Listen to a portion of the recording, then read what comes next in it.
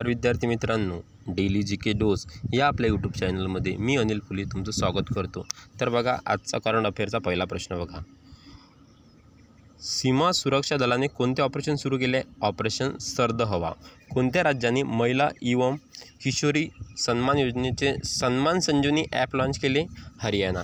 वयाच्या 45व्या वर्षी mount Everest आणि माउंट लोसो हे शिखर 2 दिवसात चढून लंडन बुक ऑफ वर्ल्ड रेकॉर्डमध्ये कोणाचे नाव नोंदवले? राकेश कडियान। युनेस्कोने जगातील 500 शहरांच्या यादीत खालीलपैकी कोणत्या शहराचा समावेश केला? इंदोर आणि उदयपूर। आणि जगातील 500 शहराची संख्या आहे 31। अलेक्झांड्रो लुकाशेंको यांनी कोणत्या देशाच्या राष्ट्रपती पदाची निवडणूक जिंकली? बेलारूस। नागरी विमान वाहतूक सुरक्षा ब्युरोचे महासंचालक कोणाची नियुक्ती झाली? राजेश निर्वाण। द वर्ल्ड आफ्टर गाझा या पुस्तकाचे लेखक कोण आहे? पंकज मिश्रा। जगातील सर्वात लांब एक्सप्रेसवे बोगदा कोणत्या देशात बांधण्यात आला? चीन। त्याची लांबी आहे 22.13 किलोमीटर।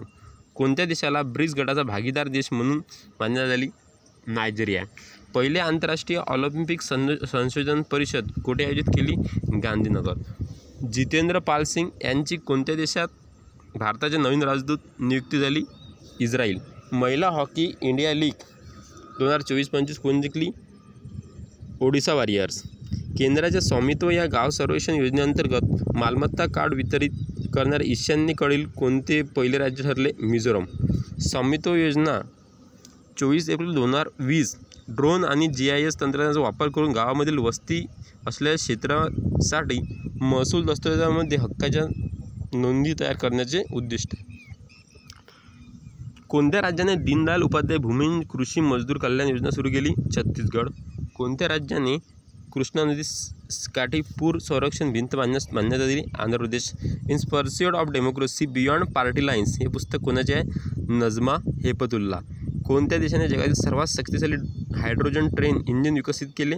तर त्याचं उत्तर आहे भारत। कोणत्या भारतीय जहाजाने पेरू सरावात भाग घेतला? INS Mumbai. India open badminton 2025 मध्ये पुरुष एकेरीचे विजेतेपद व्हिक्टर एक्सेल्सन।